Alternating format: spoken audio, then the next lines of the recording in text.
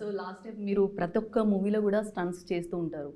Last time మూవీలో కూడా మన ఇంటర్వ్యూలో మీరు ఒక రియల్‌గా జంప్ చేశారంట. అందరూ స్టన్ అయ్యారు. అలాంటి రియల్ ఇన్సిడెంట్స్ ఏమన్నా స్టంట్స్ ఏమన్నా చేశారా దక్షలో? అయ్యో! 4 ఫైట్‌లున్నాయండి దీంట్లో. అన్నీ ఓకే. ఆ సాంగ్ షూట్ చేసినప్పుడు నాకు ఏసీఎల్, ఎంసీఎల్ టేర్.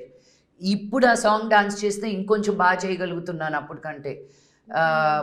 బెంగుళూరు నుంచి ఒక ఫిజియోథెరపిస్ట్‌ని తెప్పించుకొని షాట్‌కి మధ్యలో ఐస్ పెట్టుకుంటూ అయ్యో! ఆహ్, చాలా నరకం అనుభవించాను నేను. బట్ అది మీకు సినిమా చూస్తే తెలీదు. That is the beauty of the movie. And passion ఉంటే అలాగే ఉంటుందేమో మ్యామ్. అంటే యాహ్! ఏది తెలియనియరు బయటికి. That's true. యాహ్! అండ్ చెప్పండి so ma'am. Fights and Manoj help చేశాడు నాకు అదే క్లైమాక్స్. అడగబోతున్నాను నేను. నేను డాడీకి నాకు క్లైమాక్స్ ఉన్నింది. ఒరేయ్! నేను హ్యాండిల్ చేయలేనురా నేను. Because there were too many elements ఆ క్లైమాక్స్ అప్పుడు. సో ఆ ఇంపాక్ట్‌ఫుల్ ఇదే కాదు, మనోజ్ నాకు ఇంతకుముందు నేను 'లక్ష్మీ బాంబ్' అని ఒక సినిమా చేశాను. Yes, ఆ ma'am. లాస్ట్ క్లైమాక్స్ కూడా నాకు డైరెక్టర్ గారు ఏదేదో 4 రోజులు షూటింగ్ చేశాను. నాకు తలా తోక అర్థం కాల.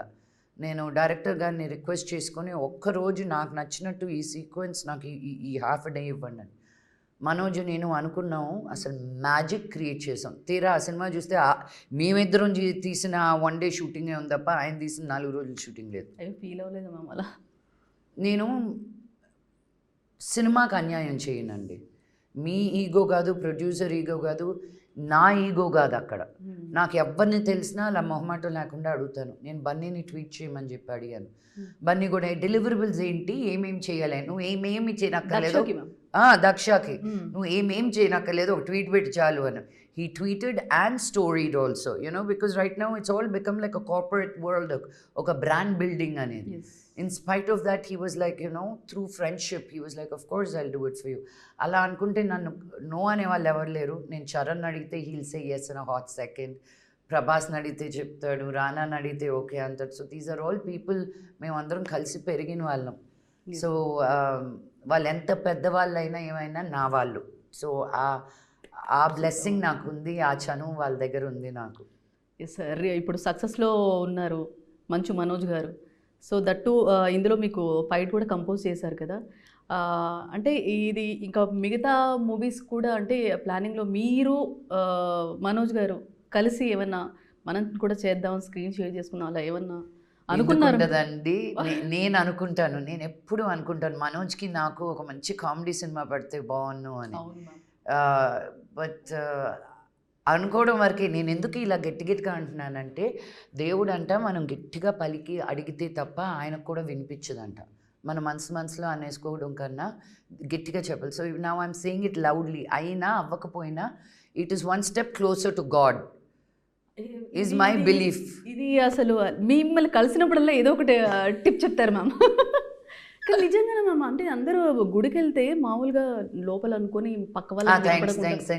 దేవుడికైనా అమ్మైనా అడిగితే కానీ అన్నం పెట్టదు అంటారు. అన్నీ తెలిసిన అమ్మే పెట్టనప్పుడు నీ దేవుడికి కొన్ని వేల లక్షల మంది కోరికలు కోరుతుంటారు. నువ్వు క్లియర్గా స్పెసిఫిక్గా నేను ఒక ఎగ్జాంపుల్ చెప్తా.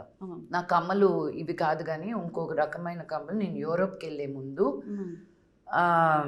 ఇంతకు ముందు నేను ఎలా ఉండేదాన్ని, ఇప్పుడు ఎలా ఉన్నాను, to give you a balance. ఇంతకు ముందు దేవుడా what ever lesson I will learn it is okay, I will go through it అనుకునేదాన్ని. బికాజ్ వాట్ ఎవర్ మై కర్మ ఇస్, నాకు ఏదైనా పర్వాలేదని.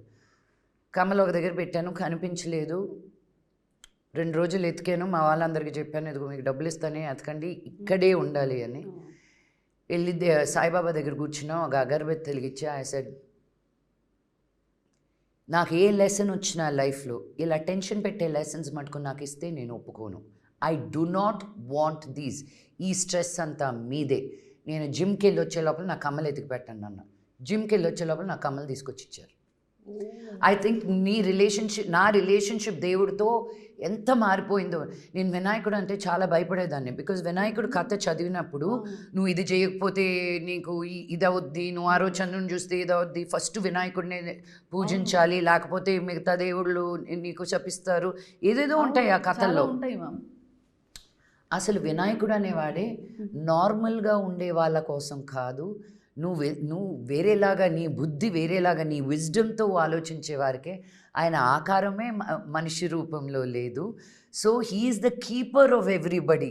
ఆయన గుణాస్ కానీ అందరూ ఇంకా అందరినీ అందరూ రిజెక్ట్ ఎక్కడ అయిపోతారో వాళ్ళందరూ వినాయకుడి దగ్గర చేరుతాడంట. సో వినాయకుడు is the one who removes obstacles. నీకు నువ్వు నమ్మవు అంజలి, ఈ వినాయక చవితి ముందు రోజు నుంచి నాకు జరిగిన మిరకల్స్. నా సినిమా టీజర్ నేను సంవత్సరం రోజుల నుంచి ఈ సినిమా రిలీజ్ చేయాలనుకుంటున్నాను. ఇదిగో అంటారు రిలీజ్ దాకా వస్తుంది, డేట్ లాగా అనౌన్స్ చేయబోతు అతి త్వరలో అంటాం, మళ్ళీ ఏదో ఒక హర్డల్ వచ్చేది. వినాయక చవితి రోజున నా టీజర్ రిలీజ్ అయింది. ఆ మరుసటి రోజు నేను ఇంకొకటి ఏదో వర్క్ 2 years నుంచి ఇది కదలట్లేదు అనేది, ఆ రోజు రాత్రి ఫోన్ చేసి నేను తీసుకుంటున్నానండి అనేదో వచ్చింది. ఓ అని. And I tell you it is only me going to దేవుడు అని బికాజ్ నేను దేవుళ్ళు నమ్ముతాను. నేను జీసస్ని అలాగే నమ్ముతాను, అల్లాని అలాగే నమ్ముతాను, నేను రేఖీని అలాగే ప్రేమిస్తాను. So reiki is a form of meditation with symbols.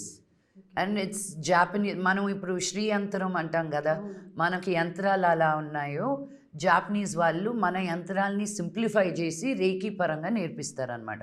ఇప్పుడు మీకు ఫోకస్ కావాలంటే how to work on it, నీకు ఏదైనా పోతే what to work on it, నీకు ధైర్యం కావాలంటే what to work on it. So there are different symbols for this.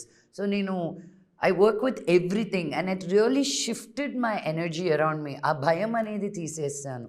దేవుడు అంటే భయం. ఇంతకుముందు స్నానం చేసే పూజ రూమ్లోకి వెళ్ళాలి. నేను ఇప్పుడు ఫస్ట్ నిద్ర లేస్తూనే పళ్ళు దొంగకొని వచ్చి నా బాబా ముందు కూర్చుంటా. బికాజ్ జిమ్కి వెళ్ళాలి, తర్వాతే కదా స్నానం. ఐ సెడ్ ఆయనకి నాకు లేనిది మీ అందరికీ ఏమైనా అనవసరం. And I tell you the first thing I wake up and బాబాతో కూర్చొని నా వేడి నీళ్ళు ఆయన దగ్గర తాగుతాను, ఆయన ముందు కూర్చొని. These little things make such difference in your life. నాకు మటుకు సీ ఆఫ్ ఎ చేంజ్ తీసుకొచ్చింది. అండ్ నేను ఎక్కువ ఇంటర్వ్యూస్ ఇవ్వను కాబట్టి when I have these opportunities నాకు బెనిఫిట్ అయినటువన్నీ నేను షేర్ చేసుకోవడం నాకు చాలా వరకు తెలుసుకున్నాం మ్యామ్ మీ వల్ల.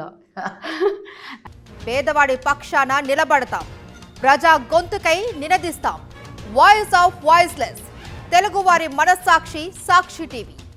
సాక్షి టీవీ ప్రసారాల కోసం మీ స్థానిక కేబుల్ ఆపరేటర్ను వెంటనే సంప్రదించండి.